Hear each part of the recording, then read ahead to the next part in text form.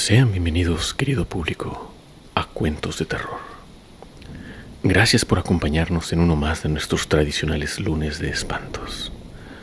No olviden compartir el video si este les gusta y seguirnos en nuestra página de Facebook y nuestro perfil de Instagram para que no se pierdan los escritos sobre temas sobrenaturales y casos reales de posesión y apariciones, así como las imágenes y videos tenebrosos que subimos para ustedes a diario. Sin nada más que agregar, los dejo con nuestro anfitrión y narrador, Dante. Buenas noches, amigos de Cuentos de Terror. El relato que van a escuchar esta noche es sobre fantasmas, pero no solamente son almas en pena, son almas vengativas, recelosas y muy malvadas, capaces de hacerte cometer los actos más atroces en contra de tu voluntad. Pónganse cómodos, apaguen la luz y disfruten del cuento. Esto es Cuentos de Terror.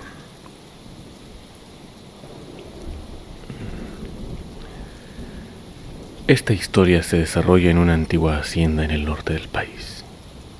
Yo era muy chico cuando mi familia compró el lugar alrededor de 1970. Fui el menor de 4 hermanos. Mis papás eran comerciantes y vivíamos viajando por todo el norte del país. Unos años vivimos en el estado de Chihuahua, antes de mudarnos a Sonora, y después a Durango, donde sucede este relato. Llegamos a la hacienda recién restaurada durante el mes de junio de aquel año. Mi papá la había comprado años atrás, pero estaba en muy mal estado, por lo que tuvo que invertir mucho dinero en reparaciones y reconstrucciones. La obra tardó más de lo esperado, pues muchos de los trabajadores juraban que veían sombras en los rincones y sonidos de lamentos y cadenas arrastrándose detrás de ellos a plena luz del día. Constantemente había que contratar nuevos albañiles. Una vez instalados, conocimos al velador, don Jaime, un hombre de unos 70 años en aquel entonces. Se le notaba la edad en el rostro, marcado por arrugas y cicatrices. Se veía que había sido un hombre fuerte y corpulento en su juventud, pero ahora solo era un viejo duro. No recuerdo haberle visto en algún momento alguna expresión facial. Don Jaime siempre fue muy respetuoso hacia nosotros.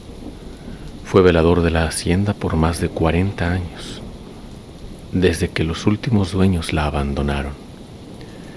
Se convirtió en el jardinero y guardia de seguridad cuando nosotros ocupamos la enorme casa. Los primeros meses fueron increíbles. Descubrimos partes nuevas de la casa constantemente y no dejábamos de maravillarnos por los amplios jardines al frente y atrás de la casa. No fue hasta los meses de marzo y abril que las cosas comenzaron a cambiar. Una semana recibimos la visita de nuestra familia del sur, tíos y primos que se alojaron con nosotros con mucha emoción por nuestra nueva casa. Venían en plan de quedarse todo el mes de marzo, pero no duraron más de 2 semanas, pues juraban que durante las noches escuchaban voces en los pasillos, como 2 personas compartiendo un secreto. Escuchaban el ruido de cadenas siendo arrastradas en las habitaciones de los lados y veían sombras en los jardines. Nosotros no habíamos visto nada parecido, pero todos y cada uno de nuestros visitantes juraban haber visto y escuchado tales espectros.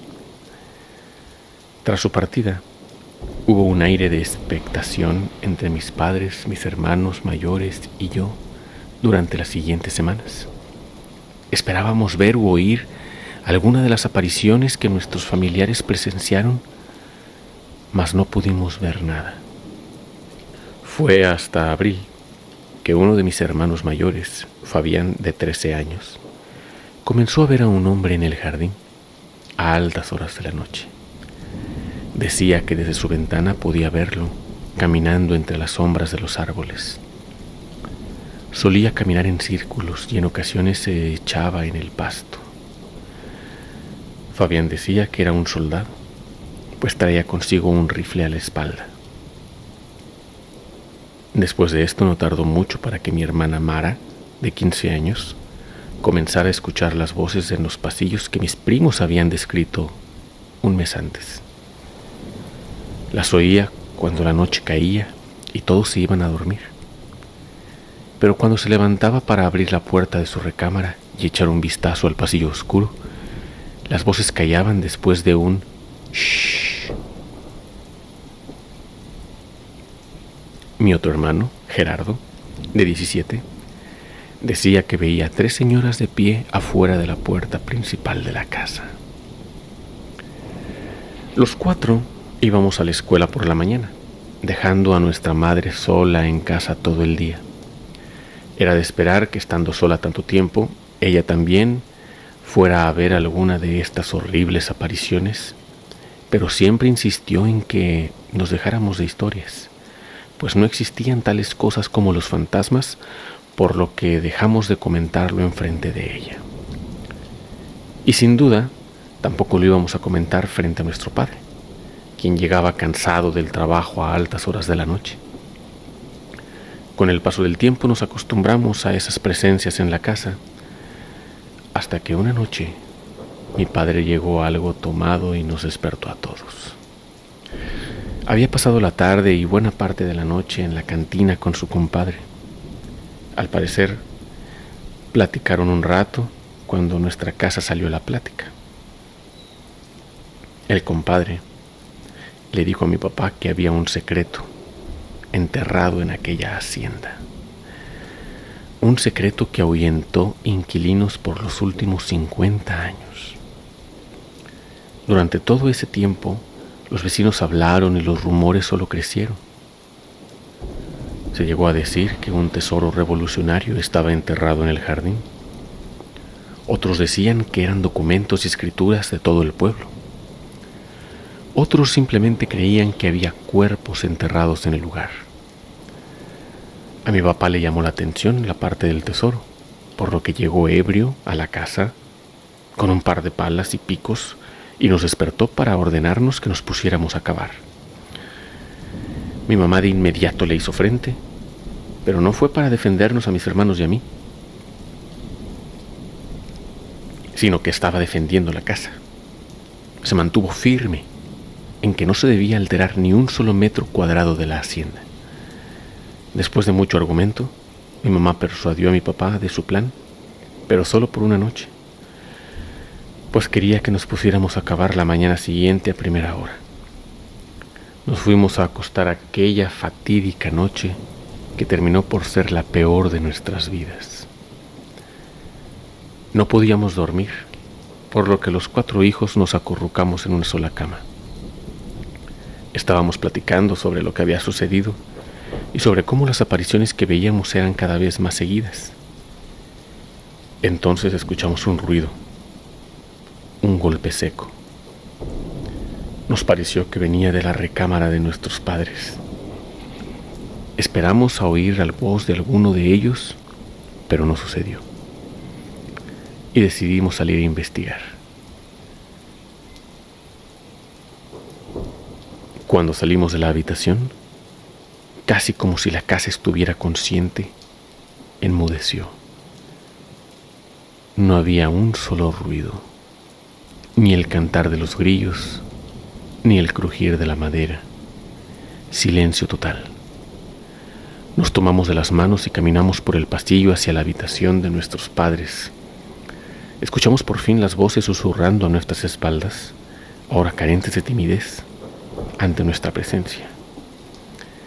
Las voces que decían eran inentendibles por el tono bajo en el que susurraban, pero no parecía que hablaran de algo amable. Avanzamos más hacia la oscuridad. El camino hacia el cuarto de nuestros padres lució lúgubre y atemorizante. Las voces detrás de nosotros parecían reír, como si se burlaran de nosotros, como si supieran algo que nosotros aún desconocíamos. Cuando por fin llegamos, Gerardo abrió la puerta del cuarto pero antes de que pudiéramos entrar todos gritó y no nos dejó ver, cerrando la puerta tras de él casi al instante. De inmediato me cargó en brazos mientras que ordenó a Mara y Fabián que se tomaran de las manos y corrieran detrás de nosotros. Nos llevó por el pasillo de vuelta, pero en lugar de doblar a la recámara se dirigió a la sala y al comedor, camino a la puerta principal de la casa. Yo intenté cerrar los ojos, pero mientras escapábamos vi a las 3 mujeres que Gerardo había visto noches antes caminando hacia nosotros desde nuestra habitación. Pero además de estas mujeres que se aparecían en la casa de noche, escuché pasos descalzos corriendo detrás. Alcancé a ver por unos instantes a una 4ª mujer, usando un camisón rojo oscuro, corriendo por el pasillo en busca de algo o de alguien, de nosotros. Cuando ya nos acercábamos a la puerta, vimos a don Jaime hacernos señas de pie en la cocina, diciéndonos que fuéramos con él. No me atrevo a pensar qué hubiera pasado de no haberlo seguido.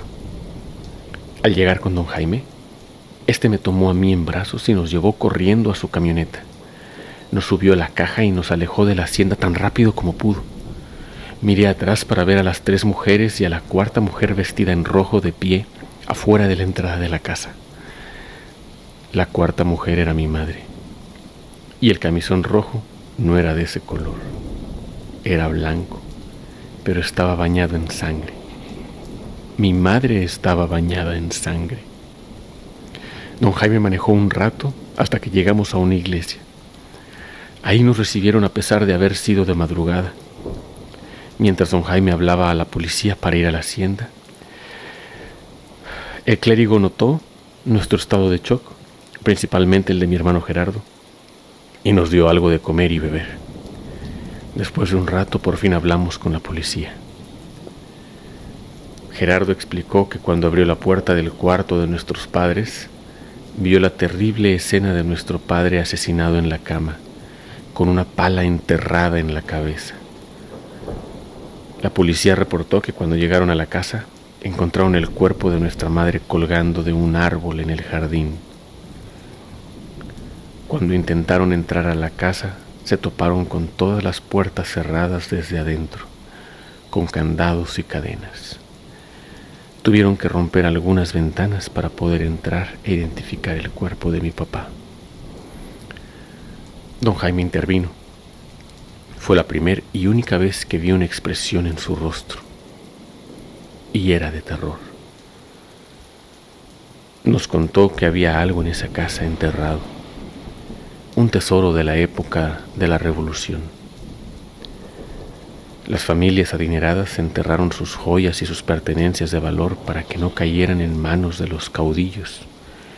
Pero trágicamente la familia que vivía en la hacienda alrededor de 1915 murió tratando de escapar de la guerra, dejando atrás ese tesoro. Muchos han intentado desenterrarlo y muchos han muerto, pues al parecer la familia sigue en esa casa, resguardando lo que es suyo. Al parecer no les gustó que mi padre tuviera planes de desenterrar el tesoro, y mi madre fue más susceptible con todo el tiempo que pasaba sola en casa.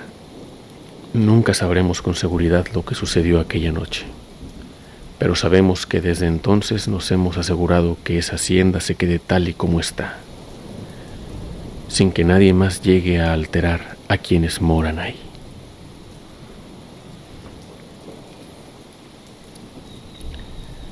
Esto ha sido todo por esta noche, amable público. Esperamos que les haya gustado este pequeño relato de fantasmas, ambición y recelo. Gracias por escucharnos y no olviden darle like al video si les gustó. Suscríbanse y activen las notificaciones para que disfruten de todos los cuentos de terror que les estaremos trayendo cada lunes. Yo soy Dante y esto fue Cuentos de Terror. Dulces sueños.